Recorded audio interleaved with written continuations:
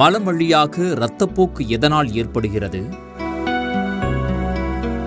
மலத்தில் ரத்தம் வர்றதுங்கிறது ஒரு இயல்பான விஷயம் கிடையாது. இல்லை ரத்தம் வருதுன்னா அதுக்கு ஏதோ ஒரு காரணம் இருக்குது. அந்த மலக்குடல்லையோ ஏதோ ஒரு இடத்துலேருந்து கொஞ்சம் ரத்தம் கசிகிறதுக்கு உண்டான காரணம் என்னங்கிறத நம்ம பார்க்க வேண்டியது.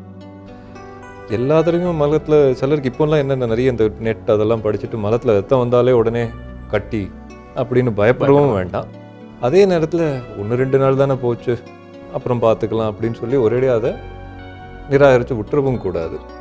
ஏன் அந்த மாதிரி ரத்தம் வருது அப்படிங்கிறத மேற்கொண்டு நம்ம கட்டாயமாக பார்க்க வேண்டியது அவசியம். அப்போது ஒரு காமனாக பார்க்க போனீங்கன்னா இந்த பைல்ஸ் மூலம்னு சொல்லுவோம். அதெல்லாம் வலியே இல்லாமல் மோஷன் போன பிறகோ இல்லை ரொம்ப கொஞ்சம் முக்கி போனாங்க இறுகி போச்சு அந்த மாதிரி இருந்ததுன்னா மோஷன் போன பிறகு இல்லை அதுக்கு முதல்லையோ 2 சொட்டா ரத்தம் வந்து போகலாம், வலியெல்லாம் இல்லாமல் இருக்கலாம். அதை தவிர்த்து ஃபிஷர்னு சொல்லுவோம். சில நேரம் அந்த கீரல் மாதிரி ரொம்ப முக்கி போகும்போது சின்ன கீரல் மாதிரி வந்து அது வலியோடு சேர்ந்து ரத்தம் வரும்.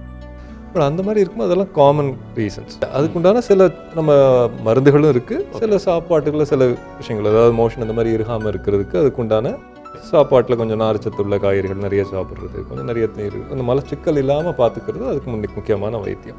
ரொம்ப ப்ளீடிங் இருந்ததுன்னா சில நேரங்களில் அதுக்கு சர்ஜரி கூட தேவைப்படலாம்.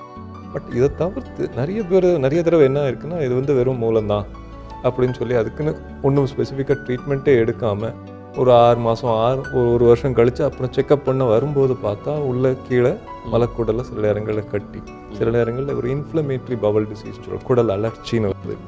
அந்த மாதிரி ப்ராப்ளங்கள்லாம் நம்ம கொஞ்சம் டிலே ஆகி நம்ம டயக்னோஸ் பண்ணுற மாதிரி ஒரு நிலைமை வருது.